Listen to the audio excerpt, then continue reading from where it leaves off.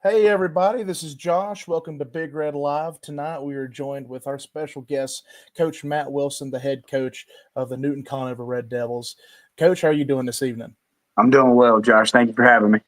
Join with me, as always, our coaches Tom Harper, Tim McMahon, and our new guy, Ryan Jenkins. How are you guys doing this evening as well? Our new guy. I bet he feels really warm and fuzzy now. Doing great. Thank you, Joshua. Feel good. I'm good, Josh. I'm glad to be here. Well, good to have y'all on as always. Coach Wilson, you are coming off a big win this past Friday night against a big rival in Maiden High School, 19-13 in overtime. What are your thoughts on that victory?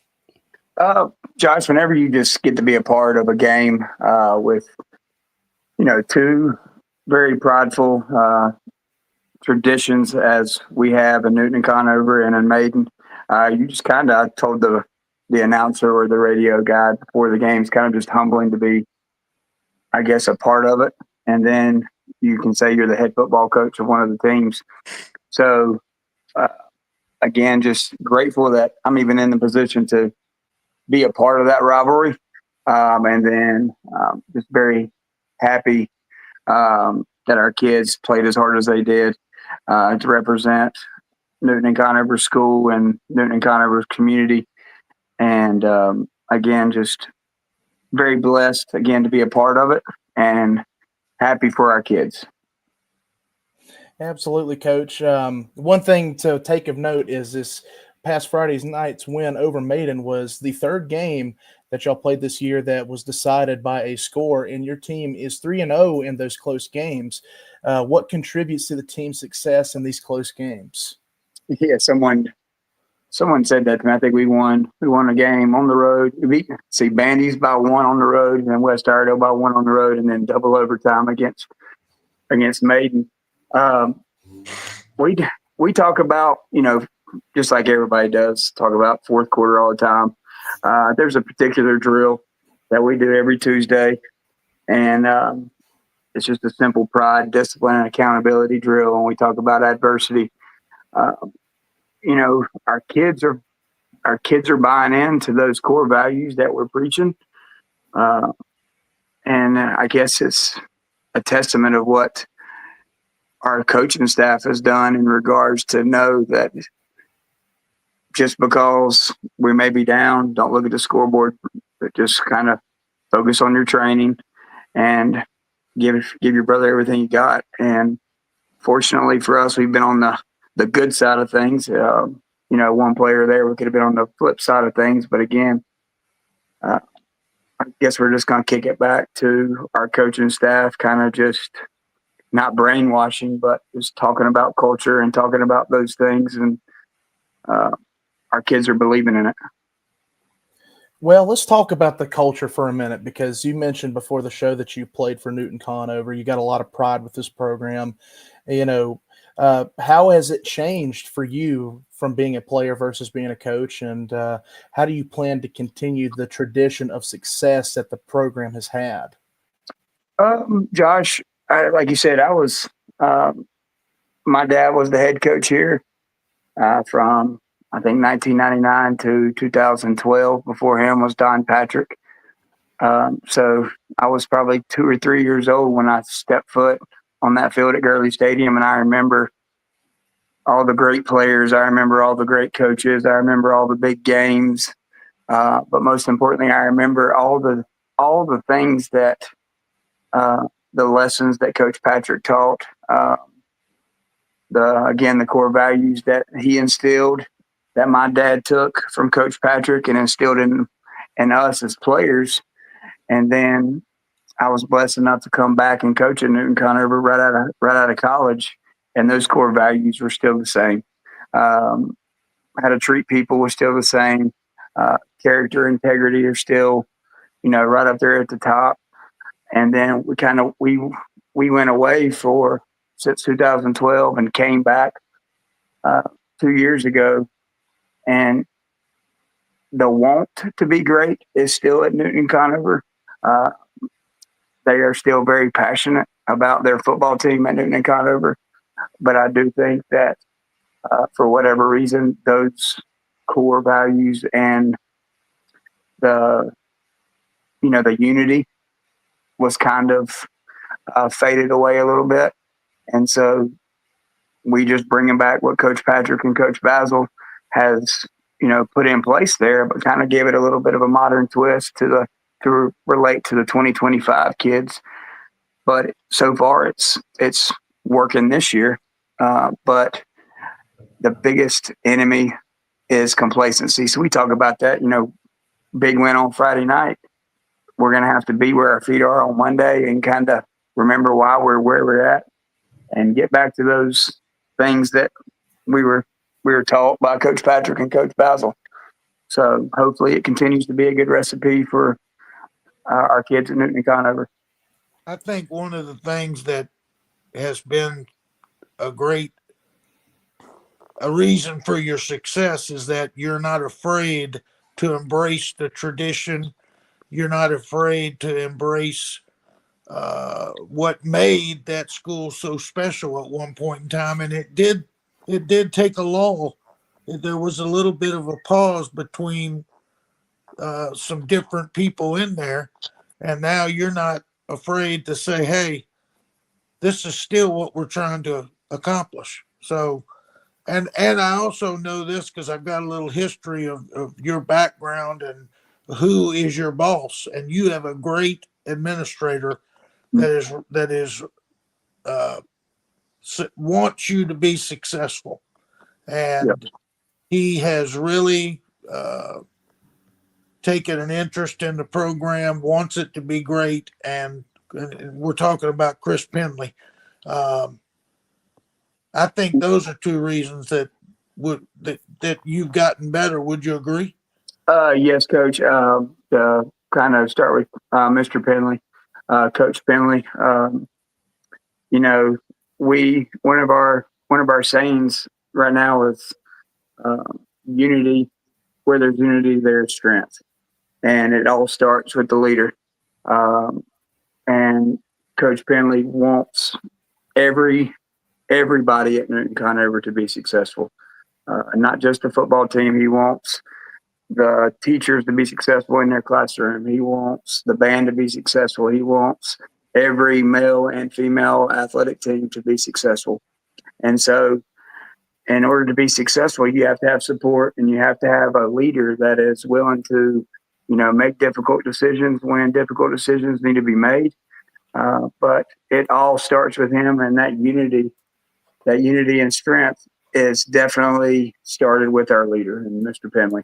And so to say that that is definitely the case, Coach Harper, again, with his leadership and our athletic director, Coach Todd Davis, it's been I've been blessed, Coach Harper, to have many great admin, but those two gentlemen are definitely at the top.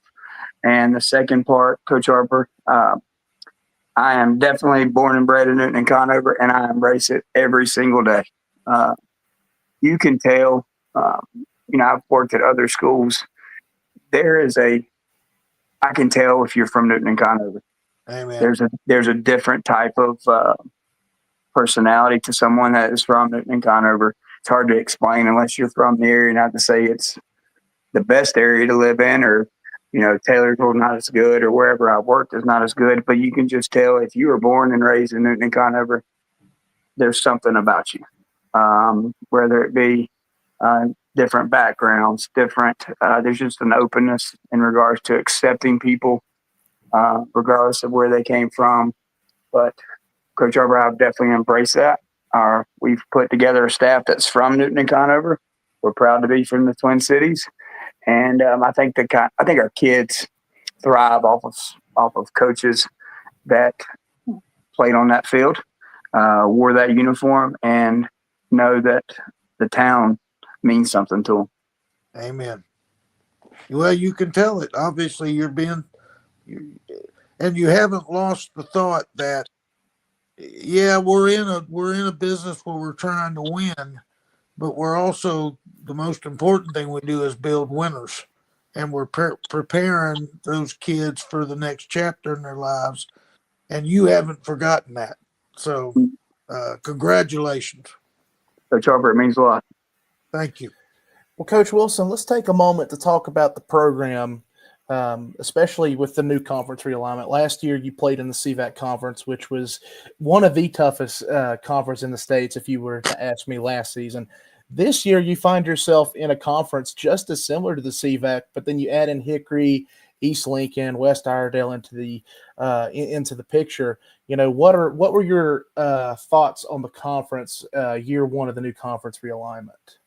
Well, I said it last year. I think the CVAC was one of the toughest.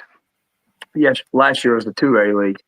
Now that we went up to 8, I said, well, we just left the hardest 2A, and now we've went into the hardest 4A, 5A league in the state of North Carolina, and I believe that with all my being.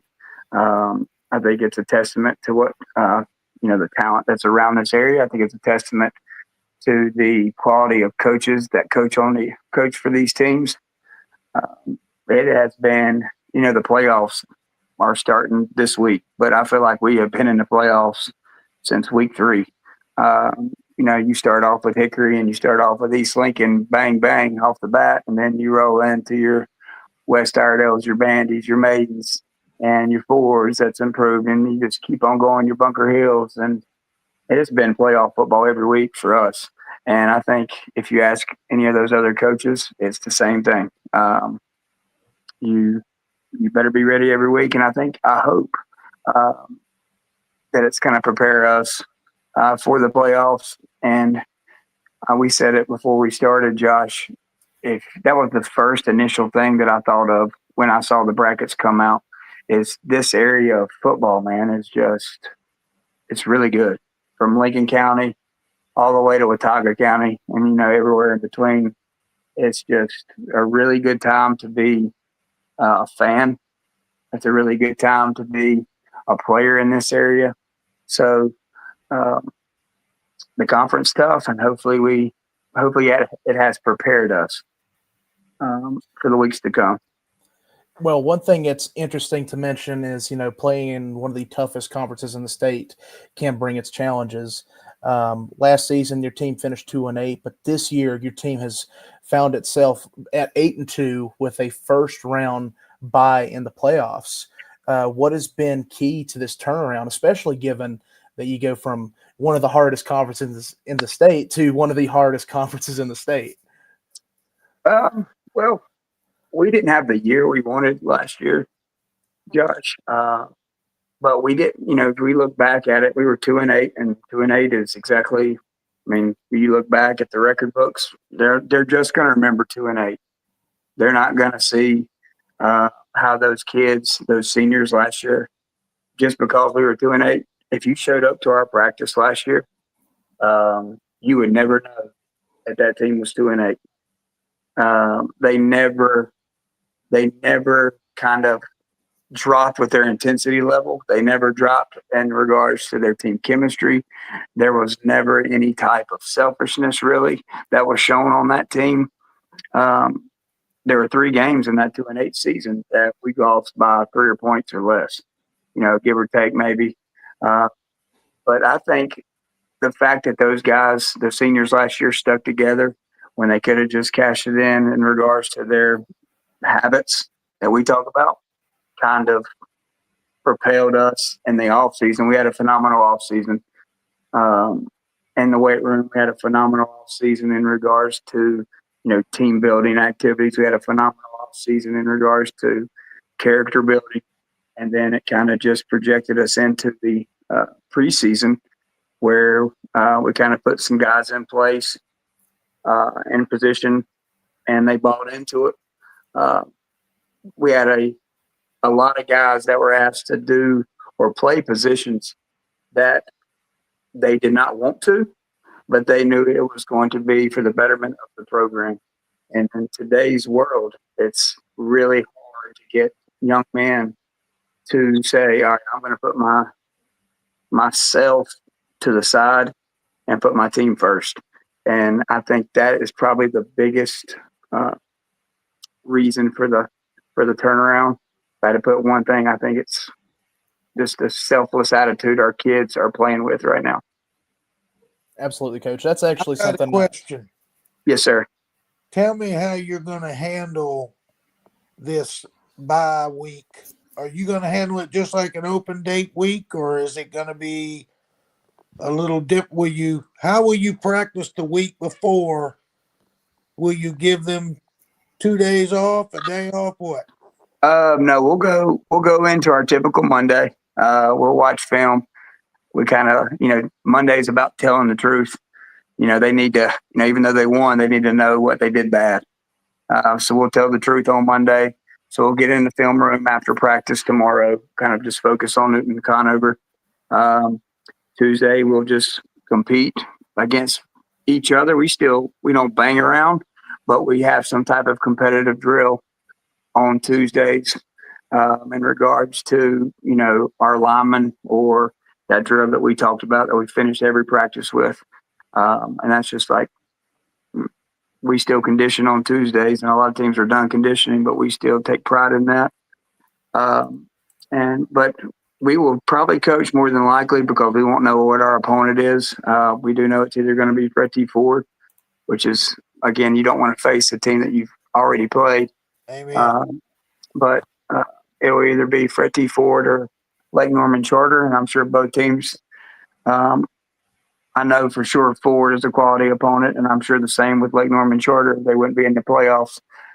Most of our week will be spent, Coach, working on us. We need to polish up some things on special teams. We had a couple blunders on special teams this Friday. Didn't really like the way our quick game on offense and our play action game on offense wasn't as sharp as I'd like for it to be.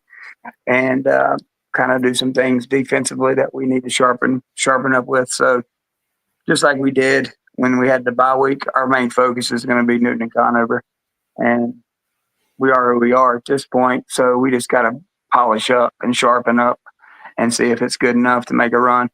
Will you give them Friday off? I'll give them Friday off, yes. Okay.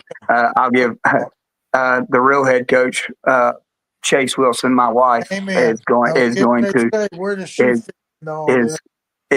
She's the real head coach, so she will give them the night off, and I will probably be taking her out to dinner. I know for a fact I will not be going to a football game on Friday night. I know that's weird, but she will not let me go to a football game Friday night. Okay. Well, Coach, let's talk about individuals on the team this year for your football team. Who has stepped up into leadership roles for the Red Devils this season? Oh man.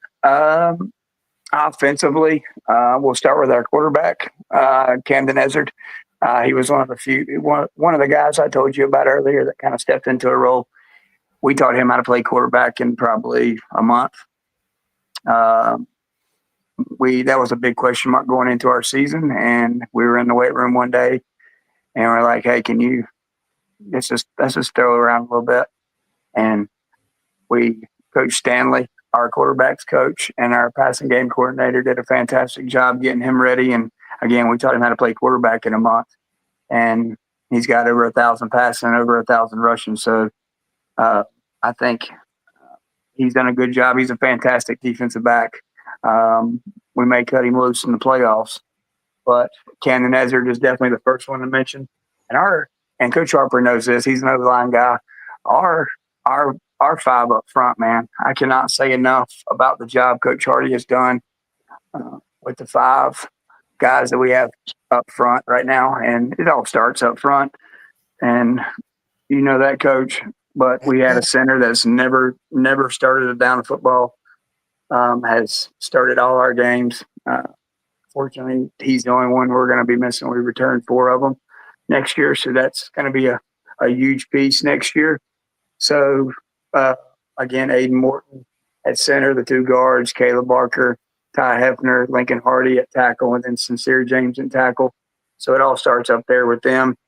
And then Amari Coulter and Timothy Mihalik at our receivers have done a fantastic job of being, again, we talk about it, don't be selfish. And then we don't throw the ball probably 12 to 15 times a game. So that's not a lot compared to some teams. And we have some guys that just block. and they do it, and they do it with pride. So offensively, that's the guys, and then defensively, I'd say Gavin Cook has been a leader for us. Jaden Smith has been a leader for us. Uh, Preston Palomares at linebacker. There's so many guys, man, that have just played, above their ceiling, and that's just fantastic to see. That if they're B players, they're playing at an A level right now, and that's just a testament of their coaches and their willingness to put in the work in the off season, and now they're seeing the benefits of it. Well, one thing's for sure, you certainly mentioned about the center coming in, stepping in, playing center for the first time. On top of that, has there been anybody else on the team that's like stepped up into a big time role and made a surprising impact for the team this year? Yeah, I'm gonna mention him again, and Gavin Cook. I'll go in a little bit more detail about Gavin. Gavin is one of our, probably, if not the defensive VP, one of three that we could vote for, and he has never played defense, and he was always a receiver. Had dreams and admirations of playing college ball at receiver, and then we called him in a private meeting and said, "Listen, it's in the team's best interest that you play on defense. We're gonna take you from offense. We're gonna play on defense." And I'll never forget this conversation, because he looked me in my eye and said, "Yes, sir. If it's what's best for the team, I'm all in." And that's why you've been successful. Amen. Amen. So, and he's not the only one that has said those comments.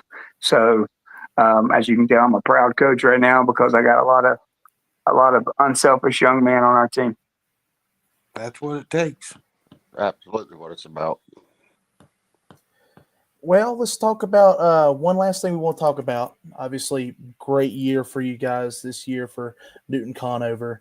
Let's talk about the coaching staff. Would you like to take a moment to give your coaching staff a shout out? Oh yeah, of course. Anytime I can brag, I'm gonna brag on them. Offensively, we added a couple new pieces on the offensive side, which has been a true, if not the biggest reason, the production for this year's production. Offensive line coach Greg Hardy, who's a Newton-Conover grad, graduated in 1999. Was a part of the coaching staff with my father. We were able to get him back in the boat. Todd Setzer, who's been a head coach for a lot of years, and I think this year was the very first year he has been an assistant coach. So we were blessed to add his wealth of knowledge to the staff. We have Cameron Stanley, who's the young buck on the offensive side. Kind of brings all the innovative ideas and the twists and the turns that kind of keep us from being so boring. He coaches our quarterbacks and is also the passing game coordinator. We have Coach Dominique Bunn, who helps out with the offensive line coach, who's also just a fantastic role model for our young men. And we also have Sean Kilby, who coaches our H-backs. He's also a Newton-Conover grad. He was my left tackle in high school, so he protected my blind side. And so now he's protecting me again from making bad play calls on Friday night. And so that's the offensive side. On the defense side, we have Coach Greg Stewart. He's been a defense coordinator for a lot of years. He was in Iredell County forever at Statesville High School. And he went with me to West Iredell High School, and then we made the leap of faith to come with me at Newton-Conover. Very blessed to have him. We have Scott Norris, our defensive line coach, who also came with us from Iredell County. We have Javen Cawthon, who coaches our linebacker, who also graduated from Newton-Conover. You can tell I'm getting old. His grandfather was my DB coach, and so I got his grandson to coach linebackers, and I'm like, wow, I'm getting really old. I'm not the young buck I used to be. Brock Keith. It gets I'm worse. telling you.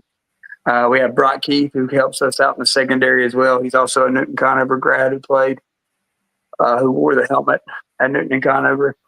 And then we have our team chaplain, Bernard Coulter, who's been just a fantastic person to. That was one of the first calls I made 2 years ago. Was to him. Another Red Devil. I think he graduated in 1990. Was a fantastic player for Newton-Conover, and just the spiritual and the emotional support that he gives our guys. It does not go unnoticed by our kids, by myself and the staff. So he's a very, very, very valuable coach on our staff. And that wraps it up. How many coaches on your staff are true graduates of Newton-Conover? 1, 2, 3, 4, 5, 6, 7, Out of how many total? 11. Wow. That's impressive. Coach, when did you finish Newton Conover? I graduated at 2004, class of 04. 04. Young fella. No. Who says he's getting older? I Told him it gets worse. I can tell how old I'm getting on Saturday mornings. Yes, sir. After I make I guess one of those things, if you don't know me, I wake up every Saturday morning to go yard selling. And so usually I'm the youngest one out yard selling, but I love to go yard selling every Saturday morning, but it's starting to wear on my body a little bit. But I'm one of those crazy yard sellers on Saturday morning. You know that old adage, I'm going to say this, every coach needs to outpunt his coverage when it comes to marriage. You have done that. Oh, without a doubt, brother. Because I worked with your wife, and I know how impressive she really is. So, congratulations on that part as well. Yep, that's the biggest understatement I've heard from you, Coach. I got more. Seems like we had a linebacker. I think it was well before your time at Catawba, who was a proud Red Devil. You know a name, Mike Baker? Oh yeah, Mike Baker. I'm not going to yell what he yells every Friday night, but it's good to hear him yell it on Friday nights. Mike is a good family friend of ours, and to say he's a proud Red Devil would be just oh my gosh, the clips of it. Not an understatement now. Yeah, there's your second biggest understatement of the night. He is passionate as the day is long. He loves his Red Devils. Well, Coach, last thing we're going to ask you for the night is this before we let you go. Yes, sir. Obviously, you got a very great community down there in Newton-Conover. You got a home playoff game next Friday night. What is your message to Red Devil Nation? I think the biggest thing is just continue to come out and support. They provided us a lot of energy this past Friday, and it's just good to see.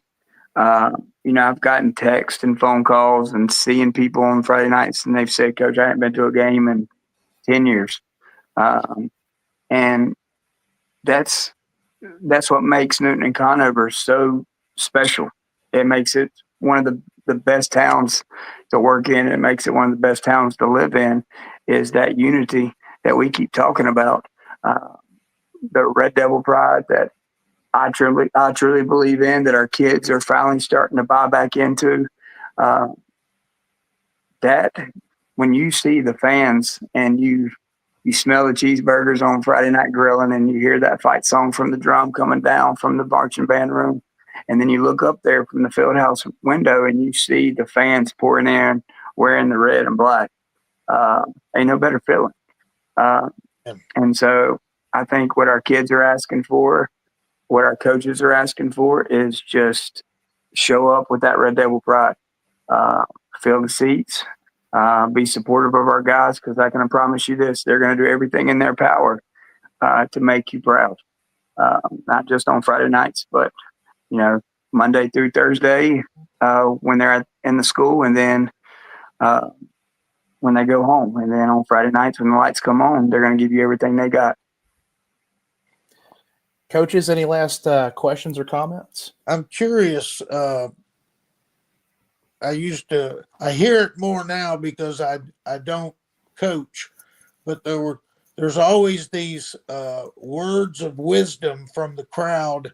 One of them is, do you have anybody up there that ever says this? Block somebody. Like we didn't really know that that's what was supposed to go on, but it's hilarious what you hear when you're not hearing. I had double headphones on, so I didn't listen to anything. And well, you still hear it, Coach, and I can assure you, like if I call a play on Friday night, I don't call, hey, gosh. let me get aces right. Don't block nobody left. That's right. Like that's what we dial up, and but I can say that at least they're energized and not saying anything. I'd rather them say something bad than sitting there like a mom, I guess. I just turn to the players and say, well, they've told us what to do. That we got to block somebody. So go block somebody. Yeah, go block somebody. We appreciate their passion. Yes, exactly. Yeah. Well, Coach Wilson, we appreciate you for taking some time to come out and talk to us tonight. And once again, congratulations to you and the Red Devils on an amazing season, and good luck moving forward. You guys deserve every bit of recognition for what's been going on this year down at Newton-Conover, and hope you guys can keep it rolling. Well, I appreciate what y'all do for high school football. I've tuned in a couple of times, and it's amazing to see the publicity you're giving our community, the towns, the other schools around here. And I think it's a great thing what y'all are doing. So I'm grateful for the time that y'all spend on every weekend. So keep it up, please. Don't stop. Absolutely. Thank you, Coach. Yep. Hey, Twin Cities, RDP, Newton-Conover, baby. Good luck, Coach. Have a good one, Coach. Somebody. All right, everybody. Coaches, once again, wanted to introduce you to. The data analysis guy has been so patient. I'm going to tell you right now. That is something to behold. You were quiet, didn't say a word. God bless you, brother. I was just here to show the numbers and discuss the new RPI format. So well, we're excited about this. Well, Ryan, are you ready to show us what you got for us? Yeah, you want me to? Okay, I'll go ahead and share it. Let's see. I don't know what that's going to look like. Isn't there a Twin City barbecue? Yeah, let's just go ahead. I don't know, but it sounds good. Okay, so what I'll probably do is make it to where we can all see everything. Good God. If you want me to see that, you're going to have to really zoom it in. I got it. Zoom in ain't the word. You're getting better. Just keep going. Keep going. Oh, no. I ain't going to be seeing one game if you get it too big. Oh, my gosh. We'll only talking about one game. Well, I cannot see. Maybe if I turn my phone, I'll see it better. There we go. I'm a little better. For everybody that is watching right now, earlier today, the NCHSAA released the official playoff brackets for the classifications of 1A through 8A. So we now know what the first round matchups are going to look like. And Ryan has been working tirelessly this weekend to try to make sure everything has been up to speed with the playoff brackets. So first off, I want to say thank you to Ryan for everything he does for us, because he obviously has a really good passion for this stuff, and he's done an outstanding job not only being able to do this, but being able to explain it to us so that way we know what's going on. Thank God for the data analysis guy. Yeah. I still can't see nothing. Yeah, do I still need to zoom in, or can you not see it at all? You need to zoom in. Well, on this page isn't all that important. I figured we'd start with 1A because there's a good talking point here. Yeah, very interesting format. Topic. Very interesting talking point here when it comes to the bracket for sure. Yeah, so I feel like 1A is a little bit broken this year in football. A little bit. Yeah, a little broken. maybe that's generous, but yeah. So right now we have East Columbus in the West playing against North Stokes, and East Columbus is about 15 or 20 minutes away from the beach. Not too far from Wilmington, I think. So why do you think they did this? So it's because of the new East-West line here. So there's only 22 eligible teams this year in the playoffs for 1A. And East Columbus just happens to be the 11th most or the 12th most Eastern team. Yeah. So even though there's right there beside the beach, you end up with half of the teams like basically on the beach, and the other half is all in the western part of the state. And it didn't make for a great regional. I think there's section going to be here. a lot of charter buses getting held up or getting a hold of. Sounds like So- it's going to be a trip. Yeah, I'm gonna show on the map right here, just to put it in perspective, how far it. So if East Columbus plays, well, they're right now they're scheduled to play North Wilkes or North Stokes. North Stokes. Yeah. Yeah. So North Stokes isn't like it's not great, but Then North if they win Stokes- that game, it gets very interesting. North Stokes is almost a 4-hour drive. Now, if they were to beat North Stokes, they will likely play Robbinsville. I'm gonna very likely to I know play where Robbinsville. Robbinsville is. That's almost the farthest you get. That's like the Yeah. farthest west team you I can think get. the only further you can go is Murphy. I mean, I think I put a different one. Yep, that it. man, that's a long way. Yeah. There you go. Let me find Robbinsville. I wonder if they can opt out. It's getting to that point where it's almost too late. I don't- According to some sources, they had to report by Saturday night that they Yeah. had Well, they didn't even know who they were playing. How do you opt out of a game you don't know you're playing? It's crazy. Yeah. I mean, come on, that's ridiculous. So this would be the difference, the distance and the amount of time it would take for East Columbus, who is one of the West teams in this bracket, to get to Robbinsville. That's a 6-hour trip, and if you had a bus ride, you'd probably add about 2 hours to that. That second round game. Well, Google Maps what is is that even team's recommending a plane trip. What is their record? East Columbus is 2-8. Oh, I opt out. oh my gosh. That is a joke. That's ridiculous. That is so ridiculous. I mean, I don't understand that rationale. Well, there's a ninth seed that's 1-9. They're ninth. Yeah. Look at that. The 8th seed's 1-8. Yep. So how do they make these strength of schedule, these RPIs? How does that go about being figured in? So it's the team's win percentage plus their opponent's win percentage plus their opponent's win percentage, and they're weighted. The win percentage is weighted 40%. Opponent's win percentage is weighted 40%, and the opponent's is weighted 20%. Oh, what? Oh my gosh. I'm out of this junk. I'm telling you right now, it is so watered down. Oh, I mean, look at these records. I mean, there's, if I'm reading this right, in the East bracket, there are 3 teams with winning records. There are 2 teams, 1 team with 500, and so more than I mean, I think what is the most interesting thing to take into account here, Matt, is if you look on the Eastern bracket, there's a couple teams that haven't even played 10 games. Yeah. Well, look at the West. There's only so you're telling me in all the 1A bracket, there are 4 teams with a winning record. Am I reading that right?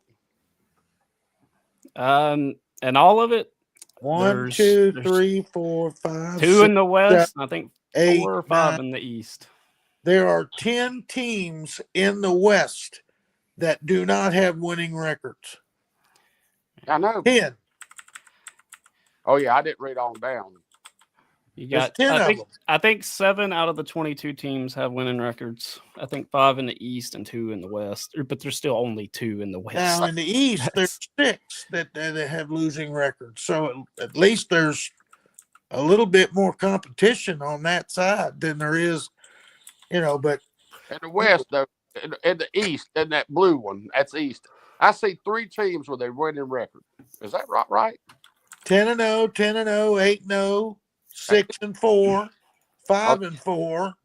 So a 6-4 is behind Wilson Prep, who is 5-5. Okay, Right. Yeah. I got you. I see. Wilson Right. Prep's played a more Let's take a difficult schedule. let's take a moment real quick to take a look at the other brackets real quick before we get into talking about some of the issues that we've seen, because want to try to get a full picture of what's going on with these brackets before we can kind of get a bit of a decision on what to really talk about and open up discussion. I guess I'll go to 3A because it's a good standard bracket. I feel like this one worked out pretty well with the East-West line. I'm okay with, well, maybe Eastern Randolph being in the West is a bit of a stretch. 4A I think turned out a little better maybe, but yeah. Can you go back up to, or can you give us that same line of RPIs? Yeah. And where the cutoff was? Yeah. Right here. Yes. The longitudes. Yeah. So this is their longitude. This is the top 48 teams sorted by their longitudes. Right here. So Eastern Randolph is the easternmost west team in this bracket, which that one is pretty, it's not the worst, it's nothing like East Columbus, but there's a few. Go to the that one, this one, the East-West. That's what was interesting to me. Yeah. Because here you've got one team that doesn't have a winning record. So there's a whole lot more competition there. Yeah, in the top 12, yeah. Then you start getting down here to the bottom 24. Okay, well, I see. Yeah. Yeah. Okay. So I do think it's oversaturated. It's very oversaturated. There is no reason why a 1-9 team should ever be in the playoffs. Yeah. Or 2-8 teams. There's a bunch of them, 3 and 7. Yeah. Unless those 3 wins are all in your comp, but that don't even matter anymore. The reward for going 3 and 7 is going someplace and getting your ass kicked again. Maybe.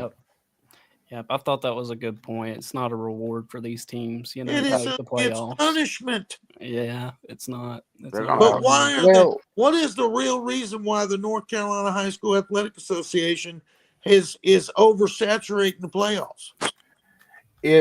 We're not very sure about that. However, sure. if you look at this like this way, right? Somebody mentioned this, and it's a great talking point because somebody looked at the 6A bracket and they made the conclusion, and Ryan and I talked about it too. Per classification, there's between 56 to 58 teams per classification, and with the current standings, where you got 24 teams on both sides, you got 48 teams making the playoffs, which means 8 to 10 teams hypothetically will not make the postseason. Do you know how bad you have to be to not make the postseason? You have to be like the Walking Dead. That's exactly right. I mean, the problem, here's what I think it is. The problem is they no longer have a way of recognizing seeding by finishing conference. So conferences have no bearing. So they just decide to put basically everybody in so nobody can complain. That's exactly right. The problem is that the matchups are so bad, and some of these teams are just they're cannon fodder. Well, Coach, let's also remember this: every playoff game, the state gets 25% of the gate. Well, they don't. I mean, they ain't gonna get a lot of some of these gate matchups. I'm just gonna tell you. So, the time you pay expenses, and because there you go. But they get that off the top, Coach. Well, that's ridiculous. But they get it off the top. Schools shouldn't have to pay expenses, and then Well, coaches, I'll ask you this question then. Last week we posed the question to you about the first round bye thing and the situation that is. You asked Coach Wilson earlier about what he plans to do with that first round bye. Now, as a coach, if you're coaching one of these top 8 seeds, which at this point in the season, you've got a top 8 seed because you're playing probably some of the best ball at this point late in the season, would you not want to play that first round football games? We talked about this, Coach Mack and I together, and then on the show last week, and we both said we'd rather keep rolling because we know how kids are, and we like to have. We want to stay in the same groove, you know. I would not want that personally. Some of these teams that get a bye are not. I mean, some of these classifications, you get a bye and you've not had a great season. Maybe it's not a horrible season, but teams like that, those kids that take a week off, I'd be real worried because some of them have other interests, and that's a tough week if you're off and you're, you're just above 500 and you're looking up ahead. Who you're going to play? And coach, I want to be playing basketball. I want to be going on to wrestling, whatever it is. That's tough. That's hard. And because and kids are creatures of habit. yes, they are. And here's my problem with high school football. Just taking my not only as a former coach, but just a fan. The first week of November is always that's when that's when it really starts, the action, the playoff. But you think about it, we got 8 classifications. So that means in the West, we got 8 teams out of each classification getting a bye. Supposedly the best 8 teams in those classifications. Well, 8 times 8 is 64. So the top 64 teams in the West are not even going to be playing the first week of November. Now, I just don't know in any situation how that can be good for high school football.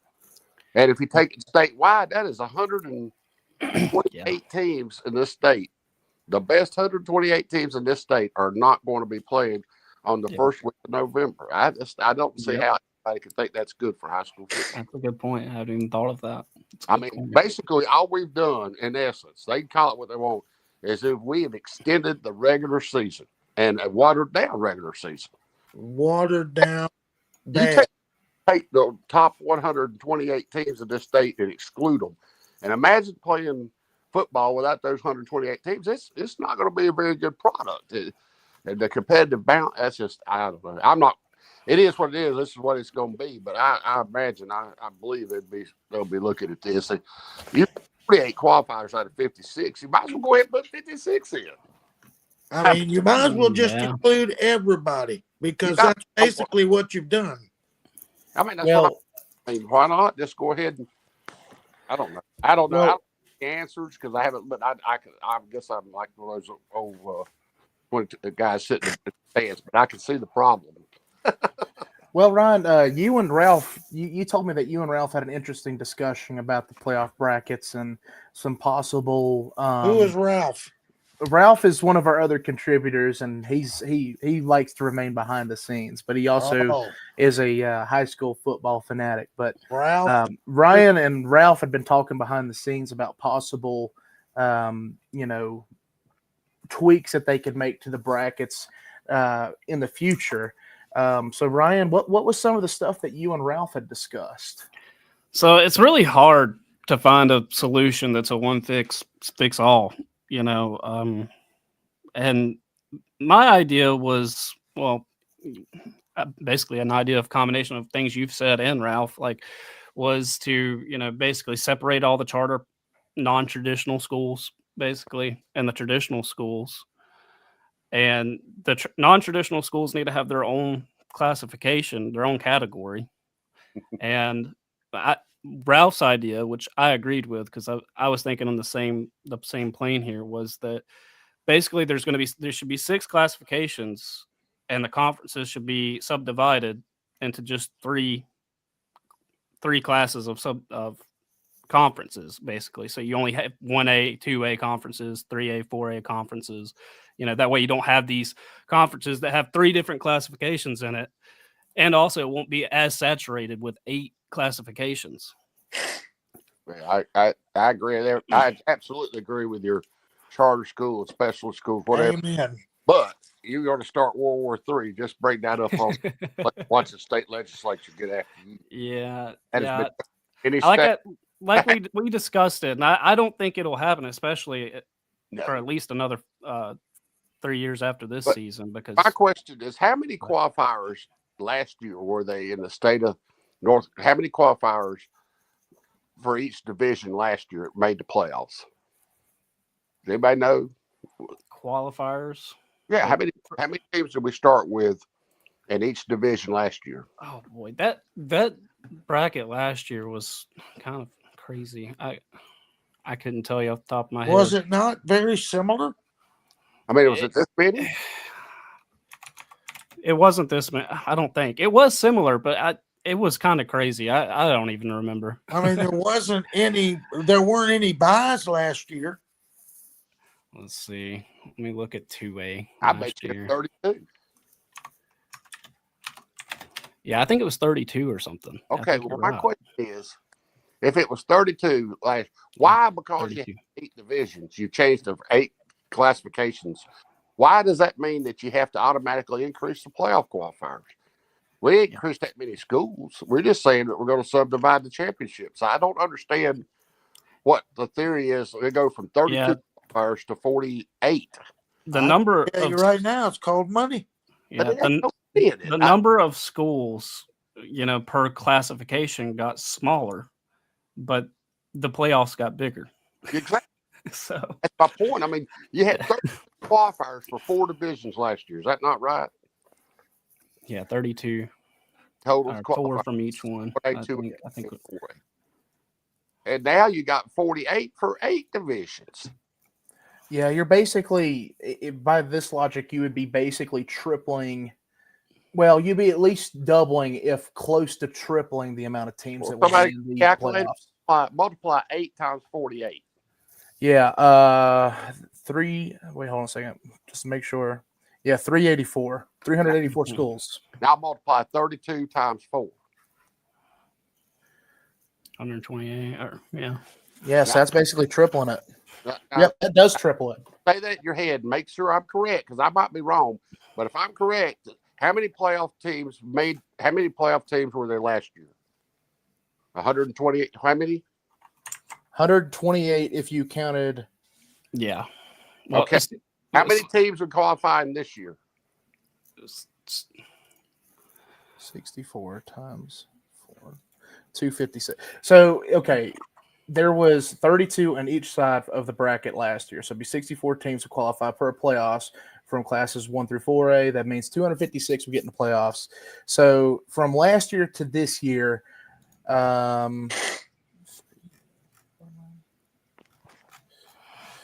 means you're increasing by 128 teams in the playoffs, making a playoff appearance. That's a gigantic leap of playoff. Okay, why would they do that? That's the question. They're doing it because it generates more money for them. I don't think so.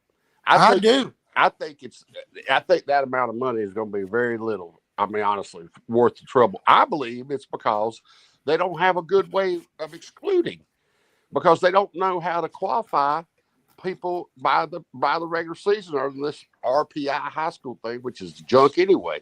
So, in other words, it don't mean anything finishing first or second or third anymore. And now they don't know how, because of the new classifications, of how to qualify playoff seedings. So just take everybody except the bottom. I mean, there's only, if I'm reading that right, there's only like 8 members of each.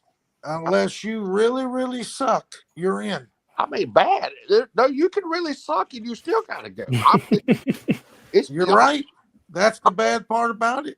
80%. It's got to be over 80% in the division qualify. It's ridiculous. It is. The playoffs mean nothing anymore.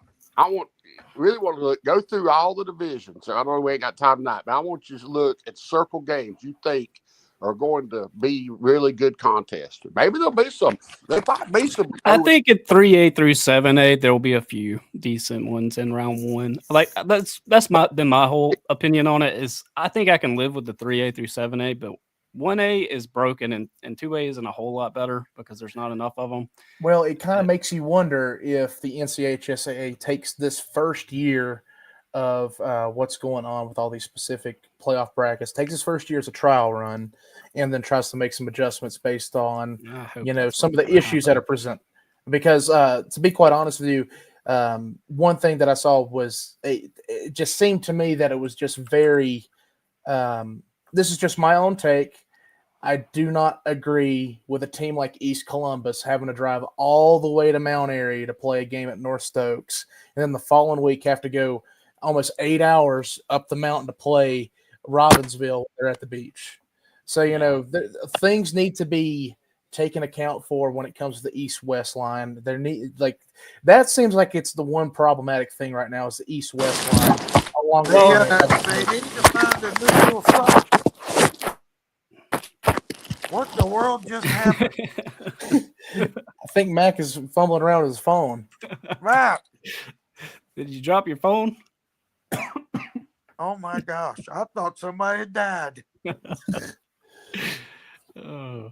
Hey, Yeah. While I'm looking at this, because I'm interested, what is in your mind, not 1A or 2A, but 3A or 4A, in this region, what's the best potential battle this coming week? I think on the west side in 3A, decide where I go. I think Polk and East Surrey could be a sneakily good game.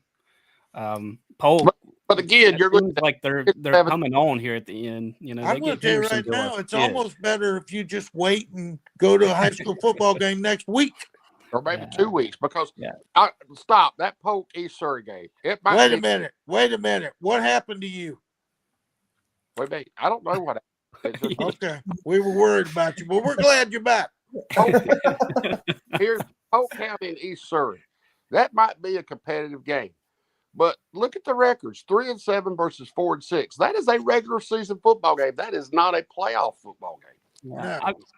I agree somewhat, but I will say Polk County's been coming on. They gave Hendersonville a fit on the last week. Yeah, they came close to pulling off an upset. Now, Brian, how old are you? How old are you? I'm 29. Okay, so you don't remember back when the conference champion and maybe the second place team got into the playoffs, and that was it. So the matchups at the beginning were unbelievable. These, I understand. They just poo-poo on the playoffs. Yeah, my entire family. Well, I know, but here's my question to you, coaches.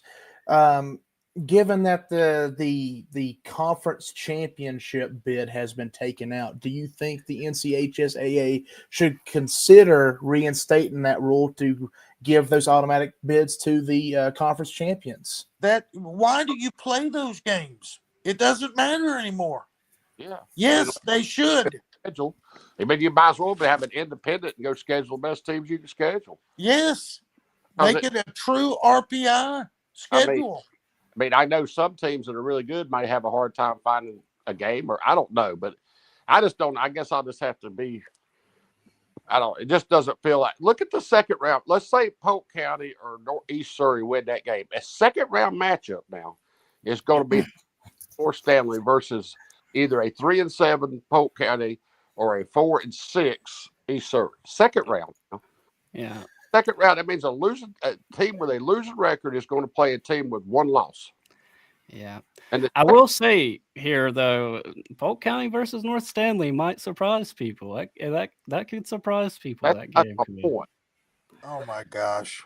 I'm not trying to contradict you. I'm not trying to contradict you. I'm just saying, North Stanley's played in a 1A, 2A, 3A. I love it when people say, I'm just saying. They may upset them. But look at the playoff.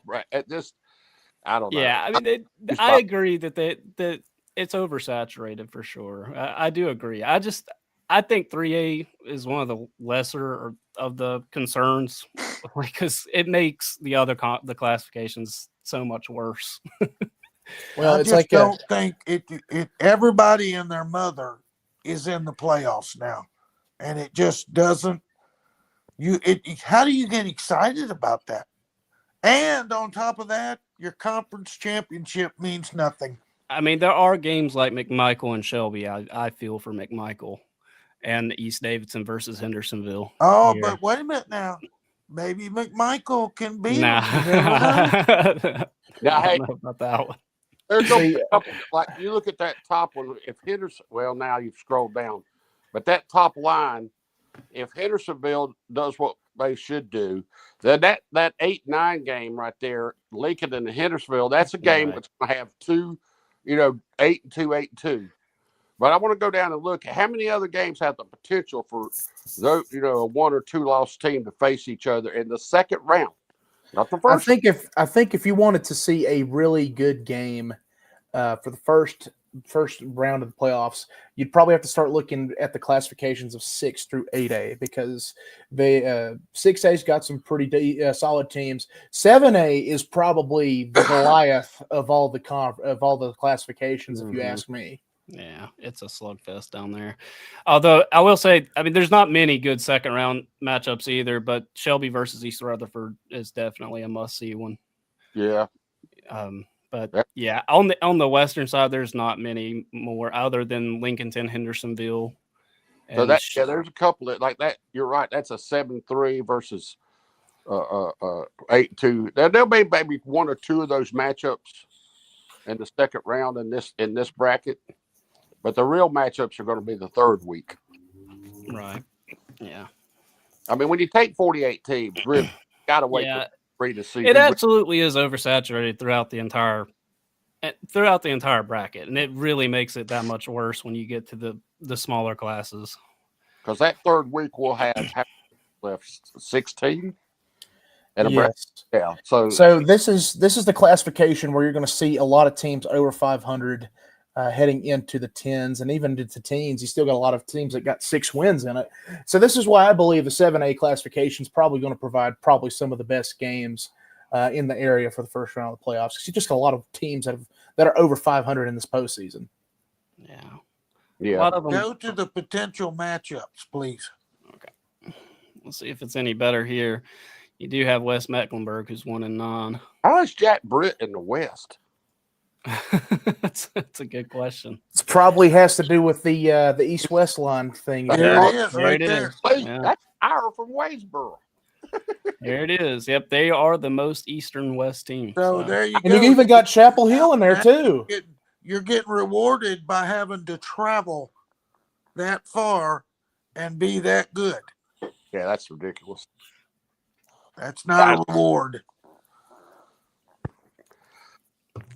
I don't know, boys. I don't know the answer.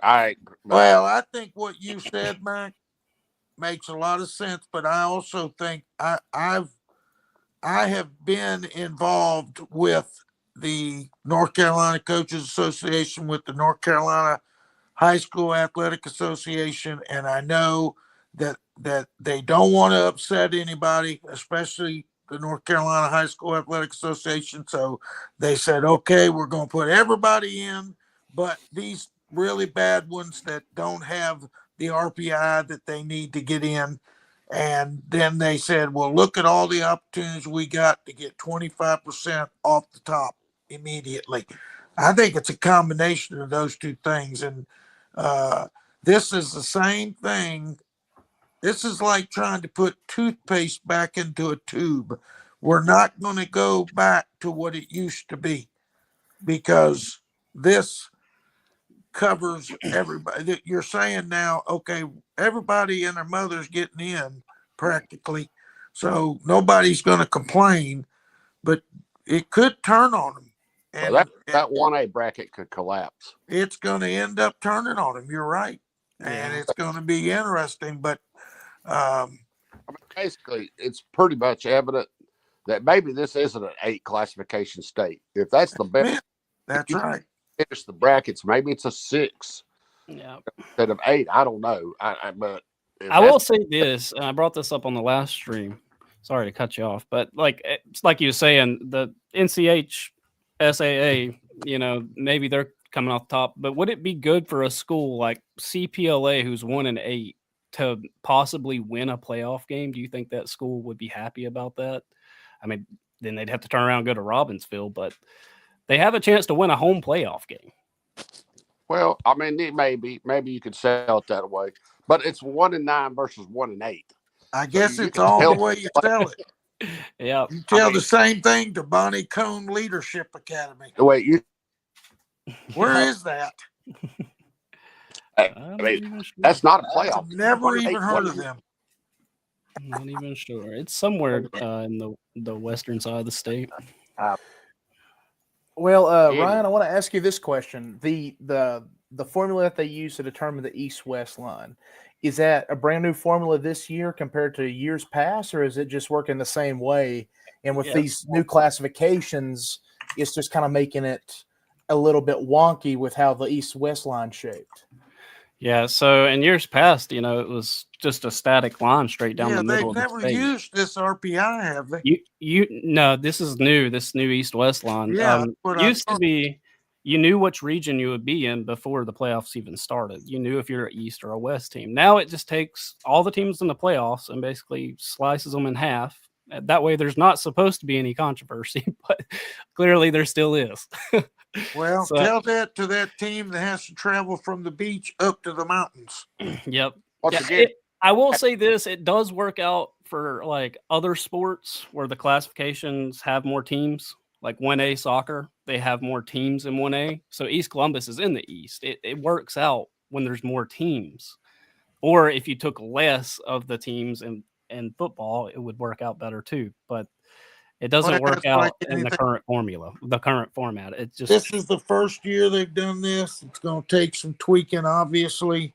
They're trying. That's all. Well, coaches, I want to ask you this then: with the current issues that you see, do you have to think that the NCHSAA has to evaluate these brackets and the results of these, and maybe come to a consensus that there may need to be some changes made? I would They hope. do that every year.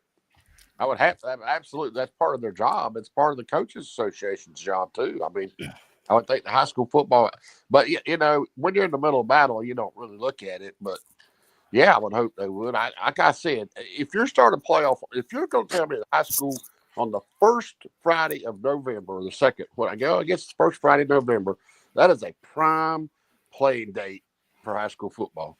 And the top 100 and so many teams, 128 teams, are not going to be playing on that week.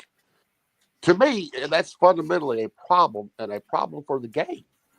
I don't think it's a good thing to have your best team sitting out the first week of November. They just don't add up to being a good tournament to me. Well, one thing. Well, Hopefully, here's you'll see a lot of, people getting beat that normally wouldn't get beat. And well it's here's well- something I got to ask: how much influence can the Coaches Association have on the NCHSAA to possibly pushing towards there being tweaks being made? I guess you need to know that the North Carolina High School Athletic Association is constantly meeting with the North Carolina Coaches Association, even having their own gathering of coaches to talk about these things every year. This is not something that the North Carolina High School Athletic Association just decrees that this is what they're going to do. This is something that they seek input on. They'll continue to tweak this every year, and it needs tweaking. It needs something. And they'll have evidence after the first year. I'm curious. Oh, sorry. Go ahead. Go ahead. Go on. I mean, that first time you do it's always harder. That's right. But there's just there's just a couple of fundamental things. That's a lot of qualifiers. That is I guess if I broke it down, it'd have to be over 80% of all high school football teams qualify for the playoffs. I believe that's correct. I mean, it might be closer, but if 48 out of 56, that's probably higher than 80. Can you imagine the 80, the 15 to 20% that didn't make it? Yeah. I mean, my God, how do you make that sound good to your team? I don't know. Those kids are probably throwing a party not having to go play. That's right. They're happy. Woo! We made the bottom 20, or I don't know. It's probably higher than 80%, but that just sounds. It did not. I think another thing is the conferences. It's not to recognize the champion, the second place, the third place team would. That just seems odd to me. I guess I that's. don't understand that at all. Why are we not allowing the conference champions to have some kind of perk for Me the too. playoffs. I mean, every number one seed, they ought to be number one. There got to be some reward in the playoffs for winning your conference championship. Amen. And otherwise, they're useless. They're literally, other than just for scheduling purposes, they're really useless. And over time, they'll lose their value. The conference championships won't really be. They don't need to recognize them much. I mean. Well, here's my closing thing for you guys. Wait a minute. Ryan had a question. Yeah. Oh, I was gonna say I'm curious as to how long it'll take them to make tweaks, because they were changing conference realignments every 2 years, and they moved it to every 4 years, and I'm not sure if just fixing the playoff format is how you fix it. I'm not so sure. You don't have to do more conference realignments and classification alignments. I agree. I'm trying to figure out why they decided to go from 2 to 4 years realignment wise, because as much as the economy is growing and people are, moving into bigger places, and there's got to be changes. Yeah, they were trying to keep it more consistent. It's hard. Now it's a big change 4 years later. I know in it's throwing people off. South Carolina, we did it every 2 years, and it was a hassle because you never could settle. Like a team like I was with, we never maintained our same conference because we were in those middle state. We got shifted from 2A to 3A, back to 2A, back to 3A. So we was changing conferences every 2 years, and that was a burden. But I still think it's probably the best way to go because there's not many teams like us. A lot of teams are stable, but I think they just have to decide. I don't know. You got to decide what's important. You don't do everything in the playoffs, and the regular season is still a lot more kids play the regular season than they do the playoffs, so they should. Maybe not now, but I don't know. Conference championships are important. I believe they're extremely important because they can't be, but now there's going to be 8 state champions, and I'm glad there's more state championships, but there's a bunch of conference champions, and that needs to mean something. Amen. Yeah. And what they're saying is it doesn't matter. Oh, and Josh, finishing the conference championships a lot, and I think they need to be recognized. That's what develops rivalries. That's what makes conferences special. The Northwestern Conference, the one that we just talked about, I don't know the name, but the Newton. That's what really gives that conference. Recognizing a champion every year, and I know they do that, but I'm telling you, if you don't associate it with a playoff position, it's going to lose what it once was. Amen. Yeah. Power, and I'm not getting up.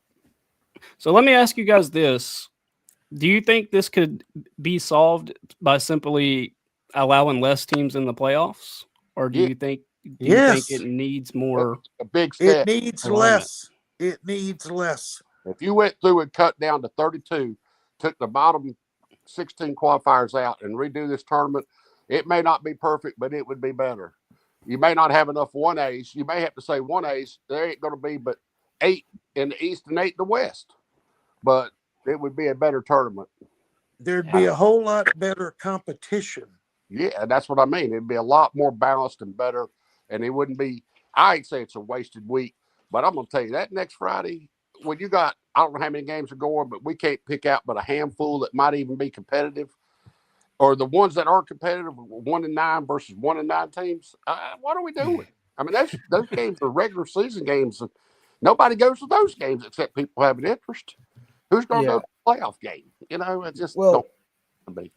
Well, coaches, this is just like this is what I want to pose to you. If there was one thing that you could fix just right now, just one thing. I mean, obviously we've talked about it and discussed about it, that there's multiple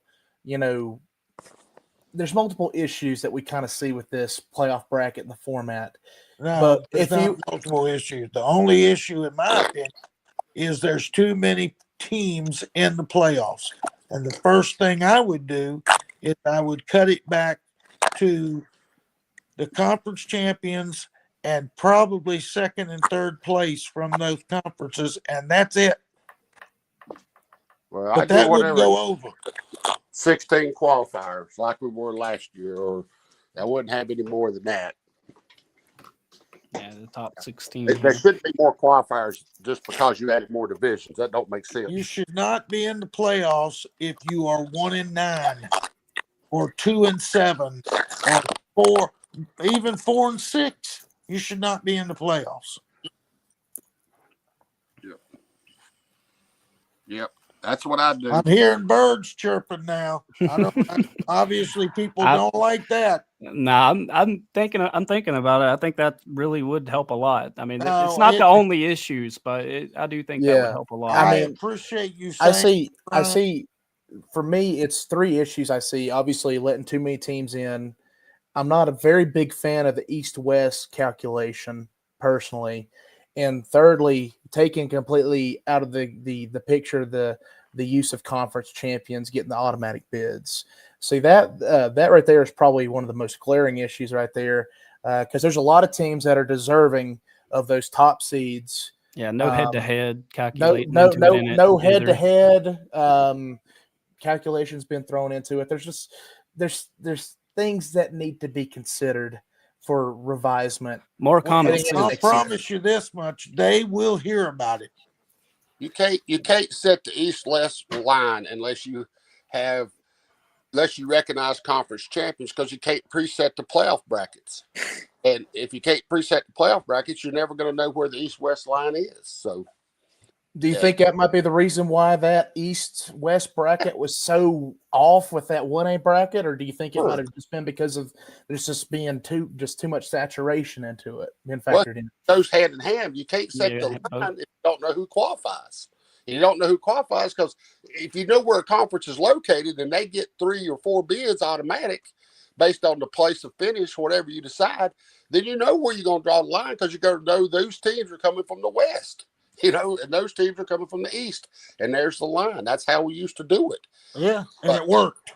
But this way, you don't know where the line's going to be, because in theory, all the qualifiers could be on the beach. In theory, because of the RPI, because it's when you're not recognizing the conference champions or the second or the third place. It doesn't really matter where you finish. It matters what your RPI is. Absolutely. Okay, I'm really done talking about that. Yeah, I'm done. I got to go, guys. This has been a lot of fun. All right. Well, we're going to go ahead and sign it off here tonight for Big Red Live. As always, we appreciate you for tuning in week in and week out. Brian, thank you for what you do. Big Red Live is, as always, sponsored by Blue 42 and Countryside Barbecue. And like Coach Tom Harper said, Ryan, you did an excellent job. Mac, we can't see your face, but we appreciate you for tuning in. You're the best data analyst I know. I appreciate it. Coach. God bless you. Hey, have a good one, y'all. Absolutely. See you, everybody. We'll catch y'all next week.